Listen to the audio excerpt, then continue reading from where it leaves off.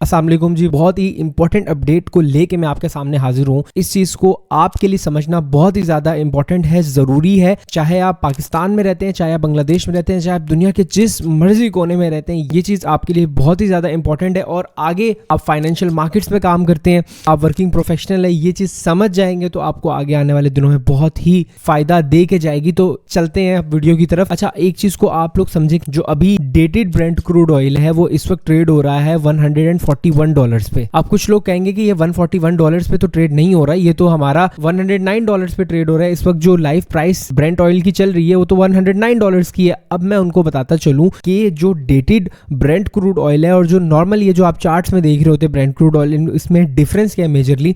जो आपका Brent crude oil है ये आपके जो फ्यूचर प्राइसेस होते हैं, जो आप लोग चार्ट्स में प्राइसेस देख रहे होते हैं, ये वो होती हैं। और जो डेटेड ब्रेंट क्रूड ऑयल है ये आपकी जो फिजिकल प्राइसेस चल रही होती है, यानी कि जो आप लोग डिलीवरी लेने जाते हैं वो प्राइसेस होती हैं। मतलब कि अगर मुझे ऑयल चाहिए और मैं जाके इस वक्त ऑयल एक बैरल लूंगा तो वो एक बैरल मुझे $141 का मिलेगा। और अगर यही चीज मैं देखूं अपने फ्यूचर्स पे, तो जो प्राइस मुझे इस वक्त मिल रही है वहां पे वो तकरीबन $109 के आसपास मुझे मिल रही है। इसका मतलब क्या है कि मैं यहाँ पे $32 का अराउंड प्रीमियम पे कर रहा हूँ, यानी कि इन दोनों के बीच में जो डिफरेंस है वो $32 का है। अब इससे क्या हो सकता है, इससे हमें ये इंडिकेशन मिलती है कि जो इस वक्त ऑयल की प्राइसेस हमें $109 पे मिल रही है, शार्पली हमारे पास $141 तक जा सकती हैं। और एक चीज जो कि बहुत ही ज्यादा इंपॉर्टेंट है जानना, ये $141 जो लास्ट टाइम प्राइस गई थी वो 2008 के फाइनेंशियल क्राइसिस में गई थी, जब हम एक बहुत ही बुरी सिचुएशन से गुजर रहे थे 2008 में। तो तब ये $141 पे गई थी और अब इस वक्त जो है इतने सालों बाद ये अब $141 पे है। अगर देखा जाए तब यूएस मार्केट में क्वांटिटेटिव ईजिंग की गई और तब वहां पे सारी चीजें बचाई गई, फिर